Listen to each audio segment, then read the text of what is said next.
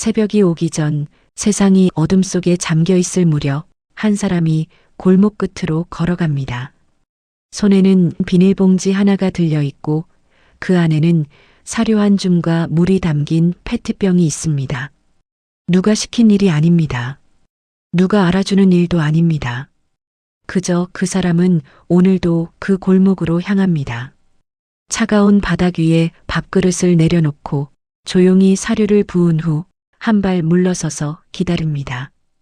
어둠 속에서 조심스러운 발소리가 들립니다. 경계하는 눈빛 두 개가 나타납니다. 마른 몸의 길고양이 한 마리가 천천히, 아주 천천히 밥그릇 앞으로 다가옵니다. 그 사람은 아무 말도 하지 않습니다. 다만 바라봅니다.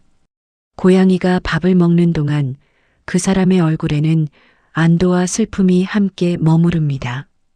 왜 이 사람은 매일 이 새벽에 이곳에 서 있는 것일까요?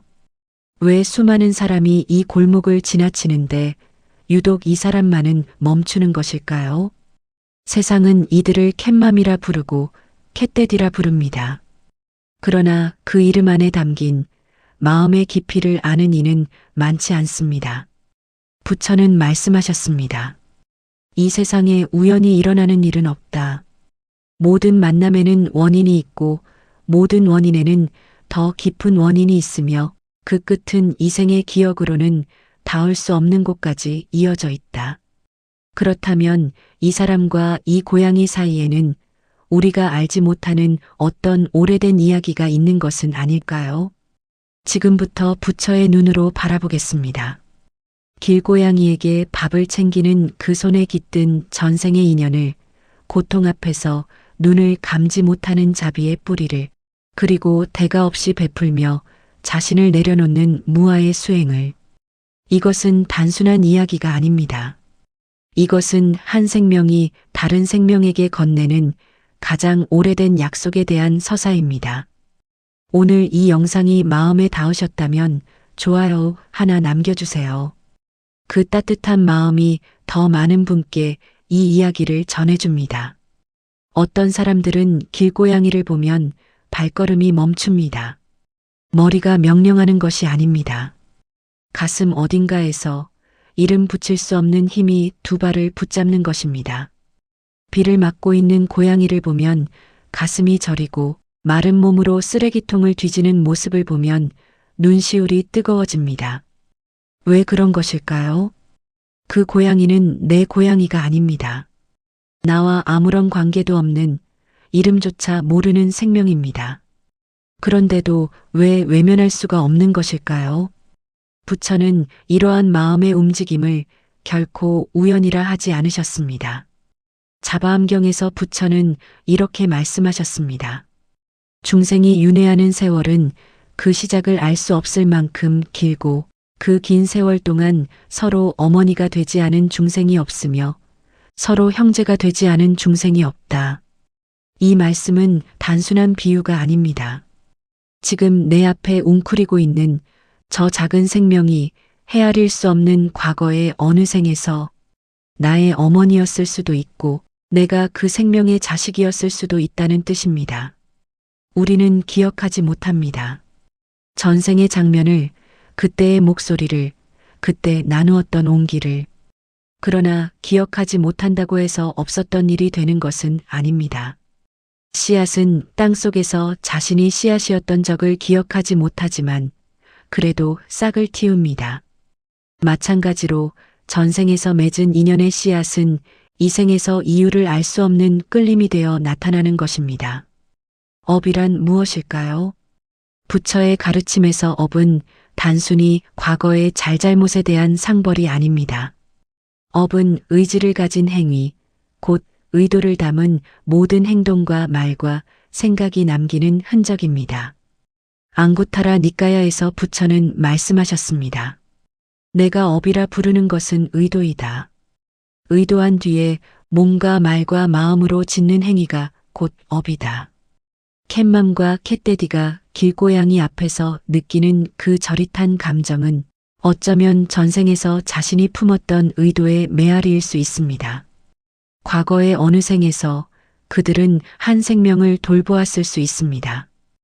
혹은 돌보지 못한 것을 가슴 깊이 아파했을 수 있습니다. 그 의도, 그 아픔, 그 간절함이 업이 되어 흘러왔고 이 생에서 길고양이라는 존재 앞에 서는 순간 비로소 수면 위로 떠오른 것입니다. 업은 벌이 아닙니다. 업은 강물과 같습니다. 높은 곳에서 낮은 곳으로, 과거에서 현재로 멈추지 않고 흐릅니다.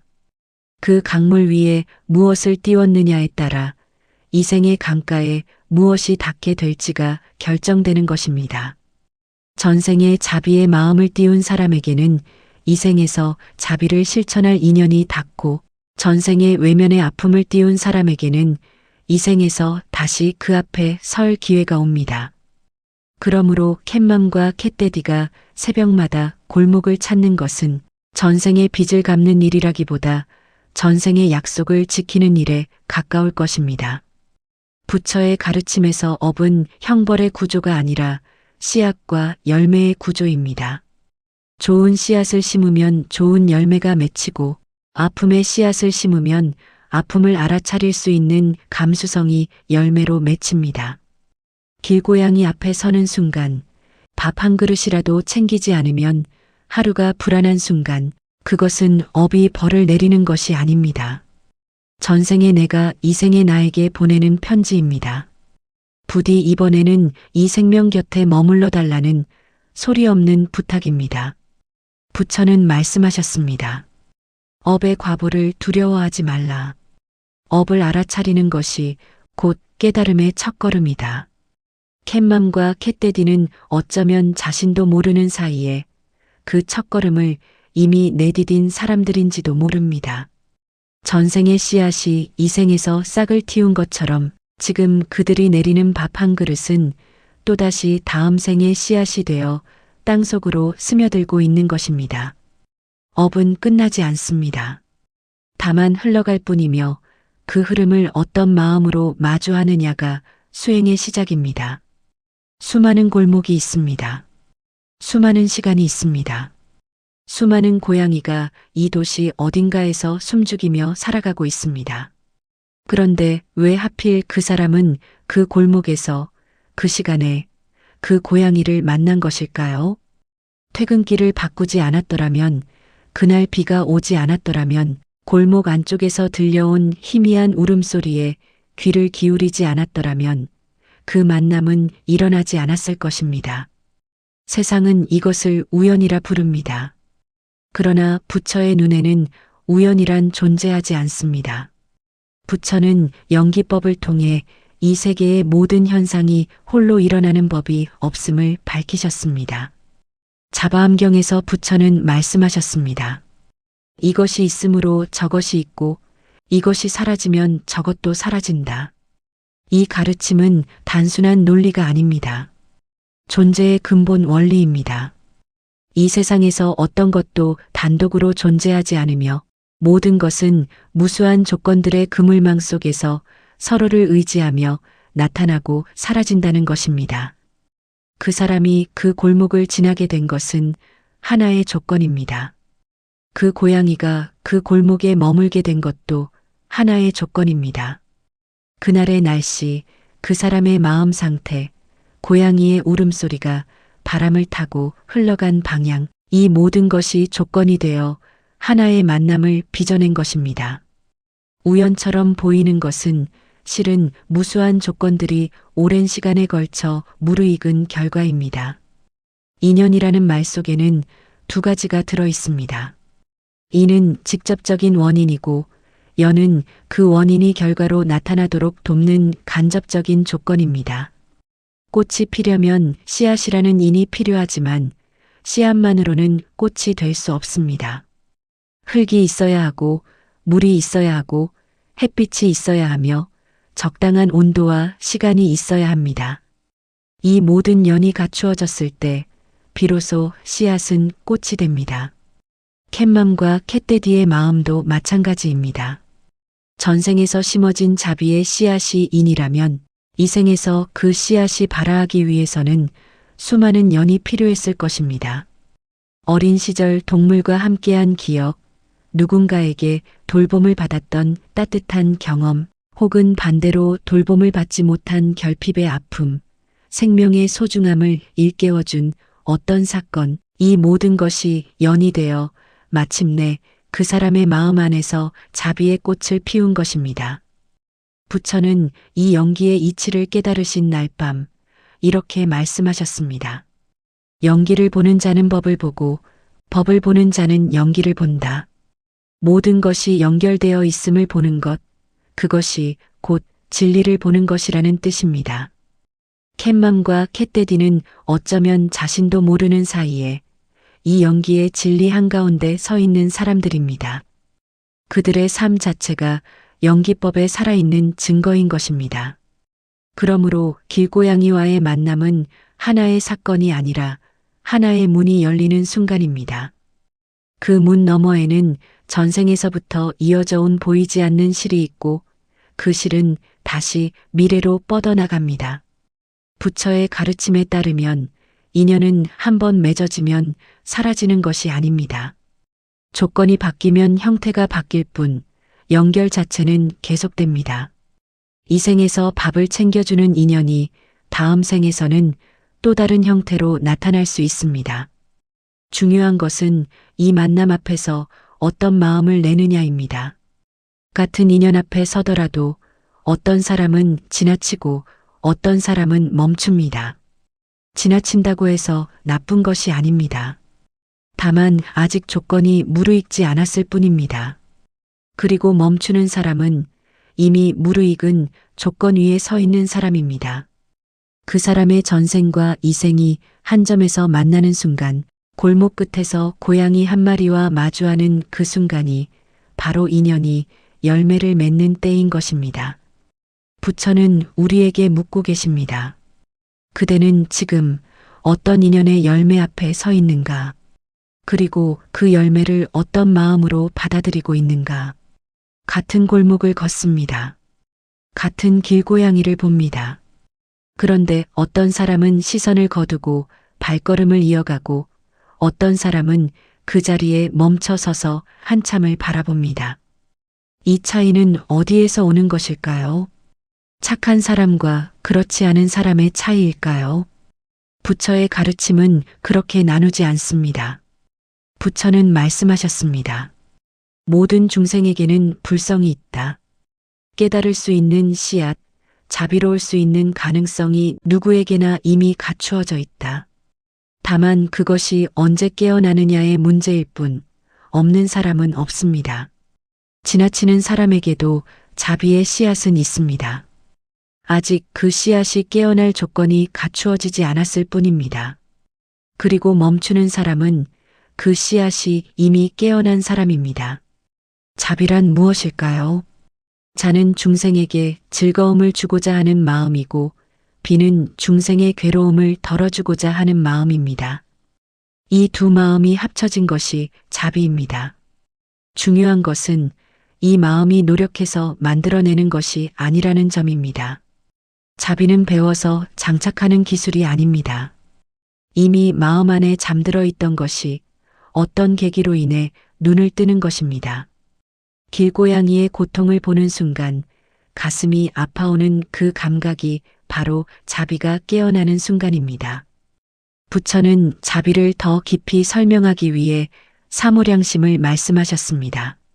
자, 비, 히, 사, 이 네 가지 한량없는 마음입니다. 자는 모든 생명이 행복하기를 바라는 마음이고 비는 모든 생명의 고통이 사라지기를 바라는 마음이며 희는 다른 생명의 기쁨을 함께 기뻐하는 마음이고 사는 어떤 생명에게든 치우치지 않고 평등하게 대하는 마음입니다. 캣맘과 캣데디의 마음을 가만히 들여다보면 이 사무량심이 고스란히 담겨 있음을 발견할 수 있습니다. 밥그릇을 내려놓으며 이 아이가 오늘은 배불리 먹기를 바라는 것은 자이고 비에 젖은 몸을 보며 가슴이 저리는 것은 비이며 겁 많던 고양이가 조금씩 가까이 오는 것을 보며 미소 짓는 것은 희이고 예쁜 고양이든 상처투성이 고양이든 가리지 않고 밥을 챙기는 것은 사입니다.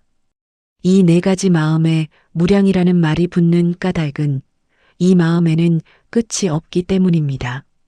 한 마리를 돌보던 사람이 두 마리를 돌보게 되고 두 마리를 돌보던 사람이 골목 전체의 고양이를 돌보게 되는 것은 자비가 자라나는 자연스러운 흐름입니다. 자비는 나누어도 줄어들지 않습니다. 오히려 나눌수록 깊어지고 깊어질수록 넓어집니다. 그러나 자비에 대해 한 가지 오해하지 말아야 할 것이 있습니다. 자비가 있다고 해서 고통이 사라지는 것은 아닙니다. 캣맘과 캣데디는 돌보면서 행복하기만 한 것이 아닙니다. 아픈 고양이를 데려가 치료비를 감당하느라 자신의 생활이 어려워지기도 하고 정성을 다해 돌보던 고양이가 어느 날 갑자기 사라지면 밤잠을 이루지 못하기도 합니다. 주변의 시선이 곱지 않을 때, 불평과 민원 앞에 서야 할 때, 그 마음은 무너질 듯 흔들립니다. 부처는 이 고통을 부정하지 않으셨습니다. 오히려 고통이 있음을 분명히 인정하라고 말씀하셨습니다. 자비란 고통을 피하는 것이 아니라 고통 앞에서도 눈을 감지 않는 용기이다. 법구경에서 부처는 말씀하셨습니다. 미움은 미움으로 풀리지 않으며 오직 사랑으로만 풀린다. 캣맘과 캣데디가 비난 앞에서도 묵묵히 밥그릇을 내려놓을 수 있는 것은 미움을 사랑으로 감싸는 수행을 매일 새벽 골목에서 실천하고 있기 때문입니다. 자비는 세상의 고통을 한순간에 치워버리는 마법이 아닙니다. 자비는 고통 한가운데 서서 그래도 사랑할 수 있다는 것을 증명하는 존재의 방식입니다. 그리고 그 증명은 어떤 경전의 문장보다도 진실합니다. 부처가 깨달음을 얻으신 후 처음으로 설법하신 곳은 노겨원이었습니다. 그곳에서 부처는 5 수행자에게 사성제, 4가지 거룩한 진리를 말씀하셨습니다. 그 첫 번째가 고성제, 곧 괴로움의 진리입니다. 삶은 괴롭다. 태어남도 괴롭고, 늙음도 괴롭고, 병듦도 괴롭고, 죽음도 괴롭다. 사랑하는 것과 헤어지는 것도 괴롭고, 미워하는 것과 만나는 것도 괴롭다. 원하는 것을 얻지 못하는 것도 괴롭다. 이 가르침은 비관이 아닙니다. 진단입니다. 의사가 환자에게 병명을 알려주는 것처럼 부처는 우리에게 삶의 본질적 조건을 정확히 짚어주신 것입니다. 그리고 이 진단은 인간에게만 해당되는 것이 아닙니다. 길 위의 고양이에게도 고통은 어김없이 찾아옵니다. 추위와 더위, 배고픔과 목마름, 다른 동물에게 쫓기는 두려움, 새끼를 낳고도 지켜줄 수 없는 무력감. 길고양이의 삶은 사성제의 첫 번째 진리가 가감없이 펼쳐지는 현장입니다. 캣맘과 캣데디는 이 고통을 압니다. 머리로 이해하는 것이 아니라 매일 새벽 그 현장에 서서 온몸으로 느끼는 것입니다. 차에 치여 다리를 절뚝이는 고양이를 안아본 사람은 고통이 추상적 개념이 아님을 알게 됩니다. 그것은 손바닥 위에서 떨리는 작은 몸의 진동이며 낮게 깔리는 신음소리이며 겁에 질린 동공의 떨림입니다. 그 순간 그 사람의 마음 안에서는 무언가가 깨집니다. 고통은 저 너머에 있는 것이 아니라 바로 여기에 내 손 안에 있다는 자각이 생기는 것입니다. 불교에서는 이러한 자각을 동체대비라 부릅니다. 같은 몸의 큰 슬픔, 곧 다른 생명의 고통을 내 고통처럼 느끼는 마음입니다. 이것은 감정적 동요와는 다릅니다. 감정적 동요는 잠시 흔들렸다가 일상으로 돌아가면 잊히는 것이지만 동체대비는 한번 깨어나면 다시 잠들지 않는 깨달음의 한 양상입니다. 캣맘과 캣데디가 길고양이의 아픔 앞에서 느끼는 감정은 단순한 불쌍함을 넘어서 있습니다.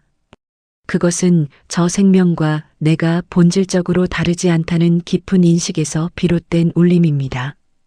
부처는 말씀하셨습니다. 모든 중생은 행복을 원하고 고통을 피하고자 한다. 이것은 사람이든 동물이든 크든 작든 모두 같다. 이 같음을 아는 것이 동체 대비의 출발점입니다. 길고양이가 추위에 떠는 것을 볼 때 캣맘의 마음 안에서도 추위가 느껴집니다. 그것은 상상이 아니라 공명입니다. 마치 하나의 종을 치면 옆에 놓인 종도 함께 울리듯 고통이라는 진동이 생명과 생명 사이에서 전달되는 것입니다. 이 공명을 느끼는 사람은 외면할 수가 없습니다. 외면하는 것은 자기 안에서 울리는 종소리를 무시하는 것과 같기 때문입니다. 그러나 부처는 고통에 머무르라고 말씀하시지 않았습니다. 사성제의 두 번째 진리인 집성제는 고통에는 원인이 있음을 밝히고 세 번째 진리인 멸성제는 고통의 소멸이 가능함을 보여주며 네 번째 진리인 도성제는 고통의 소멸에 이르는 길이 있음을 제시합니다. 고통을 직시하되 그 안에 매몰되지 않고 고통의 원인을 알아차려 벗어나는 길을 걷는 것이 부처의 가르침입니다. 캣맘과 캣데디는 이 가르침을 학문으로 배운 것이 아닙니다. 삶으로 체득한 것입니다. 처음에는 고통 앞에서 무력감을 느꼈을 것입니다. 왜 이렇게 많은 고양이가 아프고 왜 내가 할 수 있는 일은 이렇게 적은지. 그러나 시간이 지나면서 그들은 알아차리게 됩니다. 모든 고통을 해결할 수는 없지만 지금 이 순간 내 앞에 있는 이 한 생명의 괴로움을 줄여줄 수는 있다는 것을. 이 알아차림이 무력감을 연민으로, 연민을 행동으로 바꾸는 전환점이 됩니다. 부처는 이것을 정견 바른 봄이라 하셨습니다. 세상의 고통을 있는 그대로 보되 그 고통 속에서 내가 할 수 있는 것을 찾아 행하는 것. 그것이 팔정도의 시작이며 캣맘과 캣데디는 골목이라는 수행처에서 매일 이 바른 봄을 실천하고 있는 것입니다. 밥그릇을 내려놓는 손에 대해 한 번 더 깊이 들여다보아야 할 것이 있습니다. 베풀미라는 행위 안에는 알아차리지 못하면 보이지 않는 미세한 그림자가 있습니다. 그것은 바로 내가 해주었다는 생각입니다. 내가 이 고양이를 살렸다. 내가 아니었으면 이 아이는 죽었을 것이다. 내가 이만큼 희생하고 있다. 이러한 생각들이 선한 행위 뒤에 조용히 자리를 잡습니다. 부처는 이것을 아상이라 하셨습니다. 나라는 견고한 실체가 있다는 착각, 그리고 그나가 무언가를 했다는 집착입니다. 금강경에서 부처는 분명하게 말씀하셨습니다. 보살이 중생을 제도하되 실로 제도한 중생이 없다고 여겨야 한다. 만약 보살에게 아상, 인상, 중생상, 수자상이 있으면 그는 보살이 아니다. 이 가르침은 베풀물 하지 말라는 것이 아닙니다. 베풀되 베풀었다는 생각마저 놓으라는 것입니다. 이것은 매우 어려운 경지입니다. 새벽마다 나가 밥을 챙기고 자신의 시간과 돈과 에너지를 쏟으면서 그것에 대해 아무런 자의식도 갖지 않는다는 것이 어떻게 가능할까요? 부처는 이것이 한 번에 이루어지는 것이 아님을 알고 계셨습니다. 그래서 보시라는 수행의 단계를 말씀하신 것입니다. 보시란 나누어 베푼다는 뜻입니다. 부처는 보시를 크게 세 가지로 나누어 말씀하셨습니다. 첫째는 제시, 물질적인 것을 나누는 것입니다. 사료를 사서 밥그릇에 담아 내려놓는 행위, 아픈 고양이의 병원비를 내는 행위, 이것이 제시입니다. 둘째는 법시, 진리의 말씀을 나누는 것입니다. 길고양이의 생명도 소중하다는 사실을 세상에 알리고 공존의 지혜를 나누는 것이 법시에 해당합니다. 셋째는 무해시, 두려움을 없애주는 것입니다. 경계심 가득한 길고양이에게 해치지 않겠다는 신호를 보내며 한 발 물러서서 안전한 거리를 유지해주는 것, 그 조용한 기다림이 곧 무해시입니다. 캣맘과 캣데디는 이 세 가지 보시를 모두 실천하고 있습니다.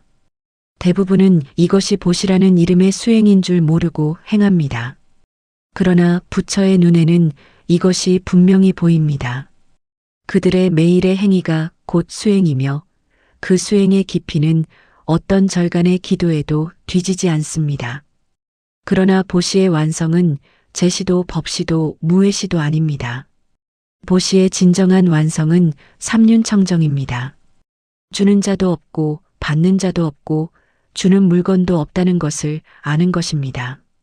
이 세 바퀴가 모두 깨끗해질 때 보시는 비로소 집착에서 벗어난 순수한 행위가 됩니다. 무아란 내가 없다는 뜻이 아닙니다.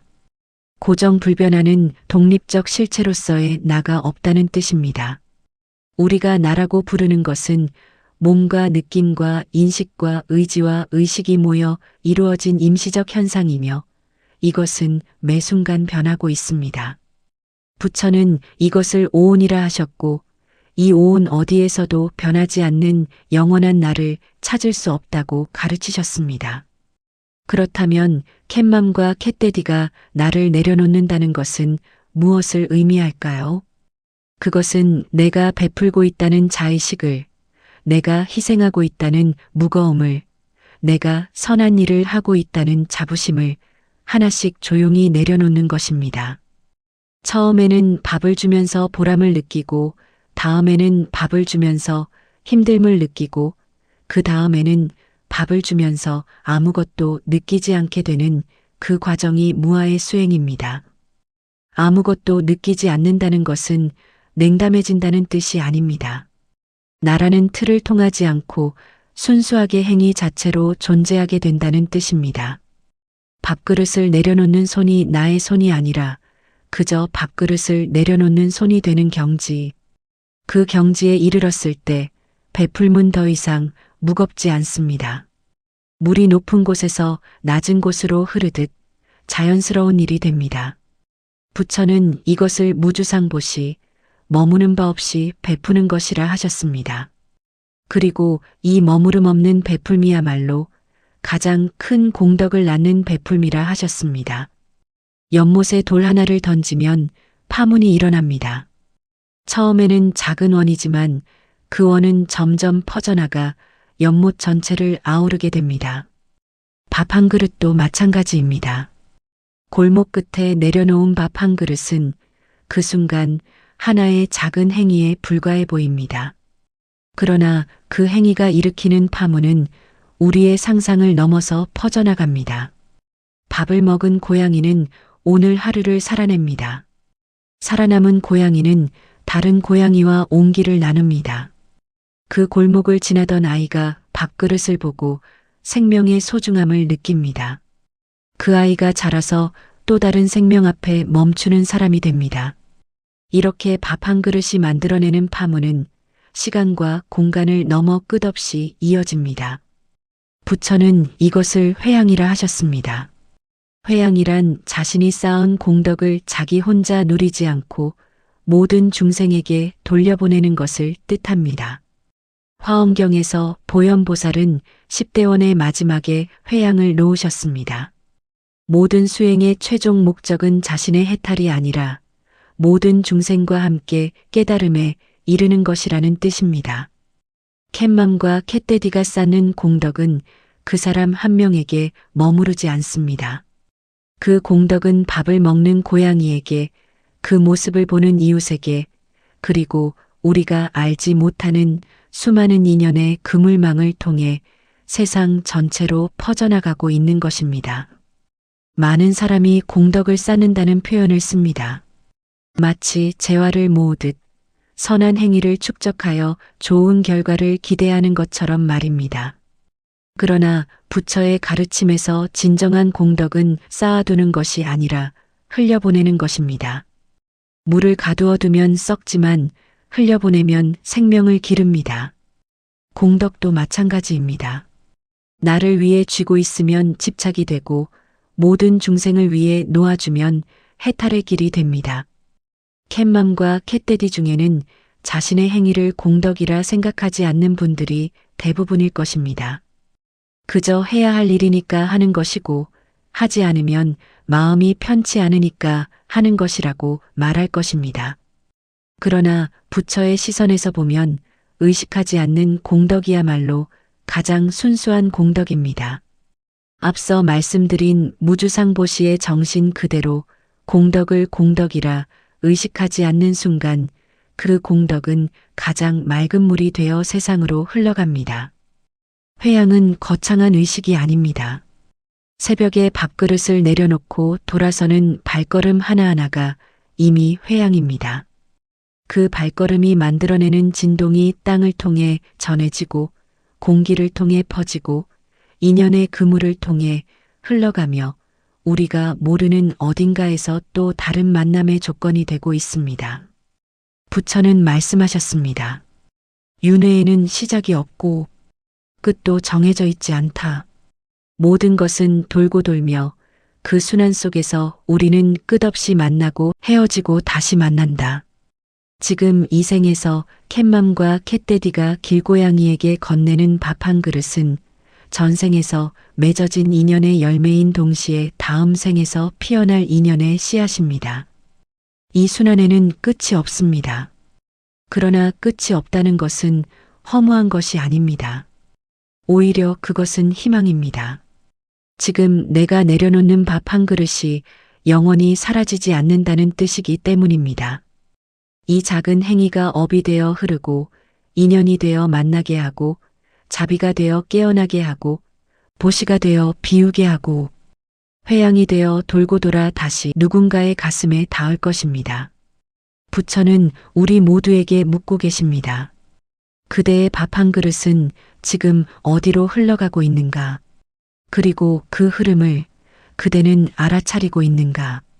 캣맘과 캣데디는 이미 알고 있습니다. 말로 설명할 수 없지만 매일 새벽 골목으로 향하는 발걸음이 그 대답입니다.